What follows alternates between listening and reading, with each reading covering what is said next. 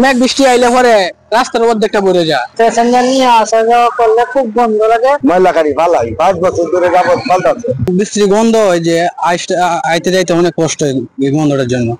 এটা করার কিছু না, এটা সরকারের দেখে না, সাধারণ মানুষের অনেক কষ্ট। মেঘ বৃষ্টি আইলে পরে রাস্তার অর্ধেকটা ভরে যায়।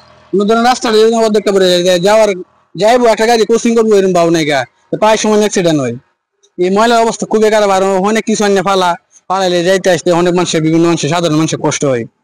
আসা যাওয়া করা লাগে, প্যাসেঞ্জার নিয়ে আসা যাওয়া করলে খুব গন্ধ লাগে এবং বমি আসে। হাই রোডের মধ্যে ময়লা টয়লা যা ফালা তো এটা লাগে দুর্ঘটনা হয় এবং আমরা গাড়ি ঘুরি লইয়া যাইতে আইতে আমরা অনেক সমস্যা হয়, আমরা অনেক ক্ষতি হয়, আমরা এলাকার মানুষের অনেক রোগ হয়।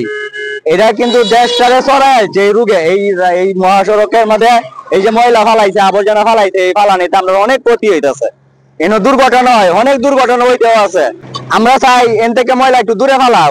মোনালিসা হেভি ফ্লো 15 পিস প্যাকেটের সাথে 8 পিসের একটি প্যাকেট একদম ফ্রি। ময়লা তো দুর্গন্ধ, এটা আমরা কাটতাম পারি না। আমরা বাড়ি নিয়ে চলে দিলে খাইয়ে মানুষ খাওয়া করে দেখিয়া মন্দির লাগে মানুষ ডাকা, এরপরে ছেলে দেয়া দিতাম পারি না, মেয়ে দেয়া করাইতে দিতাম পারি না। এই সমস্যার মধ্যে আমরা আছি। ময়লাকারী ভালাই 5 বছর ধরে যাবত পাল্টাচ্ছে। আমরা নিষেধ করি পৌরসভাতে ময়লা আনে ভালা। এই বিষয়টি আমাদের নজরে এসেছে যে পৌরসভার যে ডাম্পিং প্লেসটা আছে তার বাইরে ময়লা ফেলা হচ্ছে। তো আমরা প্রশাসক হিসেবে আমি যখন দায়িত্ব গ্রহণ করি, সম্মানিত জেলা প্রশাসক স্যার এই বিষয়ে কনসার্ন ছিলেন।